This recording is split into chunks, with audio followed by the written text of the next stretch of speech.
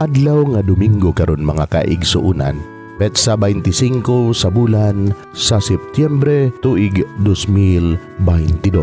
Karon ang ika-26 nga Domingo sulod sa tuig ordinaryo. Ang pagbasa kinutlo gikan sa Ebanghelyo sumala ni San Lucas, Kapitulo 16, versikulo 19 ngadto sa 31. Si Jesus mingon ngadto sa mga Pariseo, may usa ka dato nga nagsulob sa mahalon kaayo nga bisti ug nagpuyo sa kabuhong matag adlaw. May usa usab ka kabus nga ginganlag Lazaro. Ang iyang lawas nalukop sa mga nuka. Naglubog siya duol sa pultahan sa balay sa dato, namasin nga makakaun sa mga bumho nga nagatagak gikan sa lamisa sa dato. Nanuol usab ang mga iro ug mitilap sa iyang mga nuka. Unya namatay si Lazaro ug gidala sa mga anghel ngadto sa kiliran ni Abraham. Ang dato namatay usab ug gilubong ug nagantos pag-ayo didto sa Hades. Unya miyahat siya ug nakita niya didto sa layo si Abraham ug sa iyang kiliran diha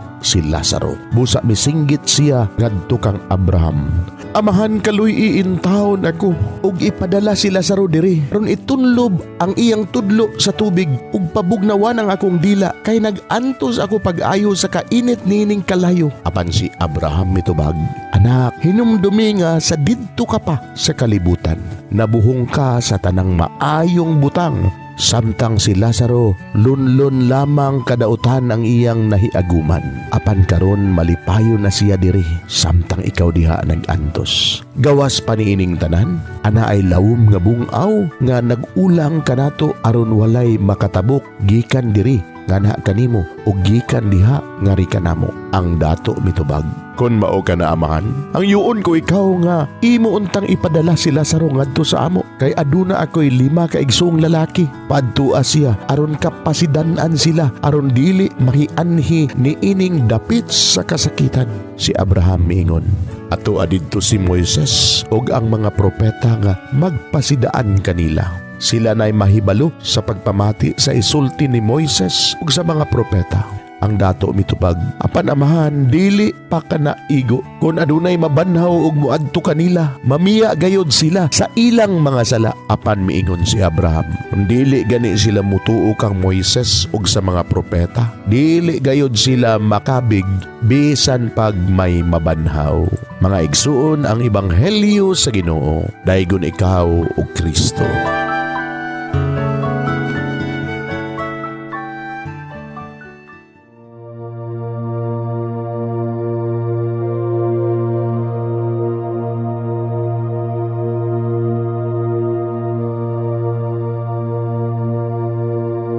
Pagampo sa dili pa magsugod sa trabaho.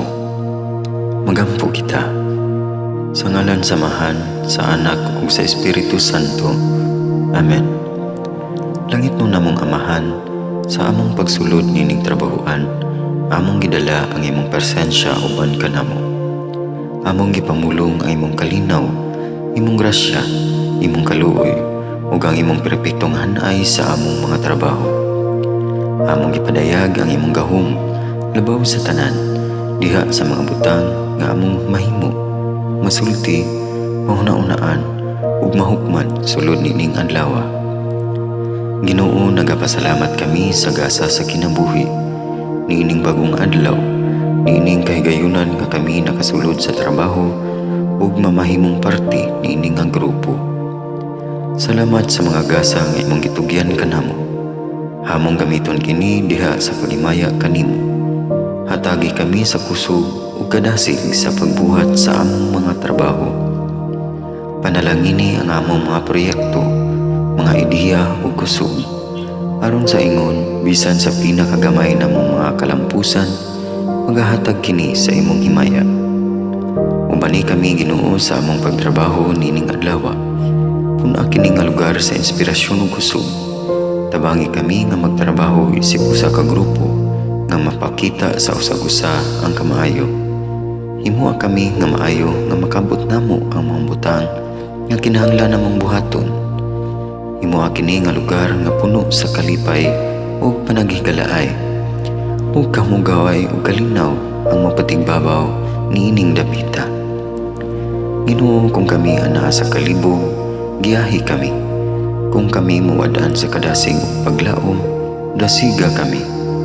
Himua nga ang trabaho nga among gihimo ug ang paagi sa among paghimo niini makahatag unta kini og hugot nga pagtuo, kalipay ug pahiyom sa tanan nga among mahimamat karong adlaw. Panalangini ang among mga pamilya, among Pinoy-anan, among nasod. Himua nga magmatidud-anon kami sa pagtagad ug pag-amuma sa kalikupan ug sa tanang may kinabuhi diha sa pagbuhat kanamo sa pagkabot sa imong pangandoy alang sa hustisya ug kagawasan. O Ginoo, sa among pagbiya nining lugara, tagay kami sa imong panalangin ug kaluoy sa among pagbiyahe. Panalangini ang among mga pamilya ug Pinoy-anan nga anaon ta sa maayong kahimtang sama sa among pagbiya kanila. Ginoo, salamat sa tanang butang nga imong nabuhat, sa tanang butang nga imong gibuhat ug sa tanang butang nga imong buhaton pa. Sa ngalan ni Jesus, among giampo diha sa tumang pagigugma ug pagpasalamat. Amen. Sa ngalan sa Amahan, sa Anak ug sa Espiritu Santo. Amen.